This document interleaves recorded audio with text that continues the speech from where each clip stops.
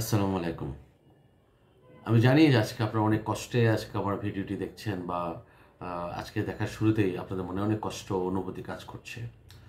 আমি আপনাদের বিষয়েও অনেক মর্মাহত হয়ে যাই যখন বাজারে একটা প্যানিক নিউজ এসে বা অস্থিতিশীল পরিবেশ এসে বাজারকে যখন এভাবে সবগুলো পোর্টফোলিও যখন নেগেটিভের দিকে নিয়ে যায়। বাজারটাকে একবার লালে লাল শাহজালাল বানিয়ে দেওয়া হয়েছে আজকে। বাট আমি আপনাদের সাথে এই কথাগুলো বলতে চাই, আপনাদেরকে শুধু সাহস দিতে চাই না, আপনাদেরকে অনেক বস্তুনিষ্ঠ যুক্তিসঙ্গত তথ্য আপনাদের সামনে উপস্থাপন করতে চাই, যেন আমরা মনোবল না হারিয়ে আমরা যেন একটা ঐক্যবদ্ধ প্ল্যাটফর্ম করতে পারি। আমি আপনাদেরকে আগেই বলেছি, দেখুন আমার সাথে মাত্র হয়তো ১,৫০০ থেকে ২,০০০ সংযুক্ত আছেন বা আপনাদের সাথে সংযুক্ত আছি। যারা আবার আমার সাথে সংযুক্ত আছেন তারা অনেকেই হয়তো আমার কথাকে ততটা প্রায়োরিটি না দিয়ে তাদের নিজের ইচ্ছা মতো লেনদেন করছেন বা চলছেন, এটাই স্বাভাবিক। হয়তো 10% লোক বা 10% বিনিয়োগকারী কতগুলো আমলযোগ্য করে যোগ্য মনে করে কাজ করছেন। আমি বিশ্বাস করি যারা আমার কথাগুলো আমলযোগ্য মনে করেছেন তারা বেনিফিটেড হয়েছেন, এটা বিশ্বাস করি। এবং আমি দেখতেও পেয়েছি, বেশ কিছু কমেন্টসেও আমি পেয়েছি যে তারা লাভবান হয়েছেন, বলেছেন, ফোন করেছেন, তার রিপোর্ট পাঠিয়েছেন। আমিও তাদেরকে অভিনন্দন জানাই যারা শুনছেন এবং সেইভাবে কাজ করছেন। তো আমাদের প্রথম বিষয়টা হচ্ছে যে আমাদের পরিবারকে বড় করতে হবে। একটা বড় একটা পরিবার যখন করতে পারবো, যখন আমাদের এখানে 40 থেকে 50,000 বা 1,00,000 লোককে যখন আমরা একটা প্ল্যাটফর্মে নিয়ে আসতে পারবো, তখন যে বক্তব্যগুলো আমরা দেব সেই বক্তব্যগুলো সবাই যদি অ্যাকনলেজ করতে পারে, সবাই যদি সেই ধাপে চলতে পারে বা সেই পদ্ধতিতে আমরা যদি চলাফেরা করতে পারি, কেনাবেচা করতে পারি, তখন আমাদের কাছে একটা ভালো এবং সহজলভ্য এবং সুন্দর গতিশীল বিনিয়োগ বাজার ফিরে পাবো, আমি বিশ্বাস করি। আর একটি বিষয় সেটা হলো যে আজকে খুব সংক্ষিপ্ত হয়ে ছেড়ে দিই, সেটা হলো যে আজকে যে আইটেমগুলো লাল হয়েছে বা যে কোম্পানিগুলো লাল হয়ে নেগেটিভ হয়েছে, 30 পয়সা, 40 পয়সা, 1 টাকা, 10 টাকা, 15 টাকা, 20 টাকা নেগেটিভ হয়েছে, আগামীকাল বাজারে দেখবেন এইগুলোই আবার পজিটিভ হয়ে যাবে।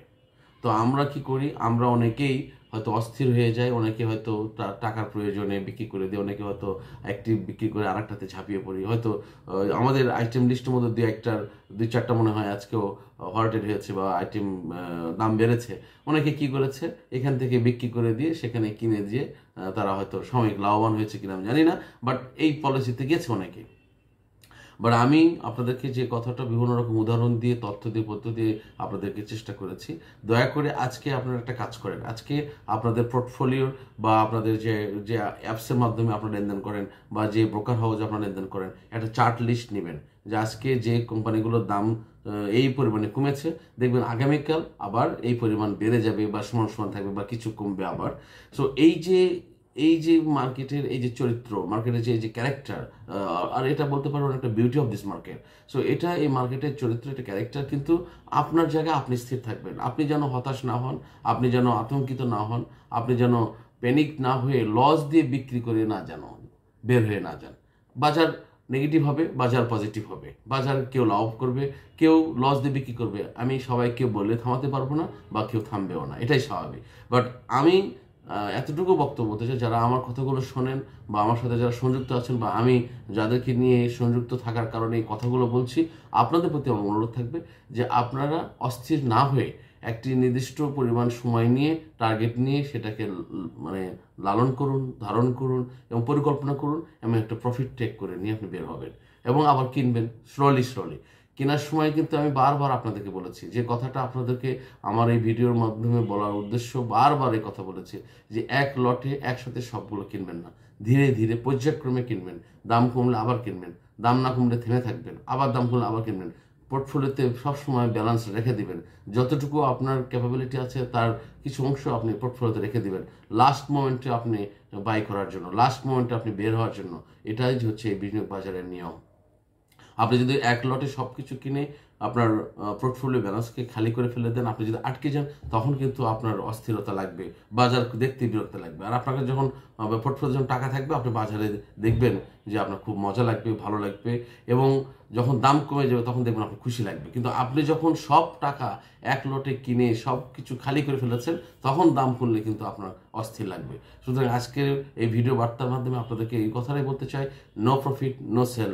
আর আমরা কেনার সময় পর্যায়ক্রমে কিনবো, ধাপে ধাপে কিনবো। দাম কমে গেলে আমরা হতাশ হব না, দাম কমে গেলে আমরা নেক্সট লট কিনবো, আবার দাম কমে গেলে আবার নেক্সট লট কিনবো। 10% কমে যদি যায় আবার আমি কিনবো, আবার দেখবো যে গতিশীল কতটুকু। বিশেষ করে কিছু উৎকৃষ্ট উদাহরণস্বরূপ হিসাবে আমার আগের একটি সেলস ড্রাফট ভিডিওতে আপনাদেরকে বলেছি যে কেয়া কসমেটিকের ব্যাপারে। দেখুন আজকে হল্টেড হয়েছে, কালকে যদি হল্টেড হয় হতে পারে, এরপর দেখবেন আবার পজিটিভে বিক্রি হবে। তো আপনারা যারা বের হয়ে গেলেন তারা যদি লস দিয়ে বিক্রি করেন তাহলে তো এটা আপনাদের সিদ্ধান্ত ভাই। কিন্তু আজকে যারা কিনেছে, আজকে এই পরিমাণ শেয়ার আজকে কিনেছে, তারা কি বোকা? তারা কি বোকার স্বর্গে আছে? তারা কি কিছু বোঝে না? তারা জানে না যে কোম্পানির জেড ক্যাটাগরি। আমি কেয়া কসমেটিকের নিয়ে একটা উদাহরণ হিসাবে আজকে বলছি যে যারা আজকে কিনেছেন তারা কারা। আপনারা যারা বিক্রি করেছেন তারা বুঝলাম সাধারণ বিনিয়োগকারী, ক্ষতিগ্রস্ত বিনিয়োগকারী, হতাশায় প্যানিকড হয়েছেন বা অস্থির হয়ে গেছেন, বা আপনি লাভ নিয়েছেন, হোয়াট এভার এনি টার্মস আপনি হয়েছেন। কিন্তু আজকে যারা কিনলেন কেয়া কসমেটিক তারা কারা? আজকে যারা কিনছেন বেস্ট হোল্ডিংস তারা কারা? আজকে যারা রবি কিনেছেন তারা কারা? আজকে যারা বিডি থাই কিনেছেন তারা কারা? আজকে ব্যাট বিসি, আপনার সো মেনি, আমি একটা দুটা না, কমপক্ষে তো আপনাদের সাথে 50-60টা কোম্পানি নিয়ে আমি কাজ করছি, দেখছি, বলছি। আজকে যে সমস্ত কোম্পানি আজকে যারা কিনেছেন তারা কারা?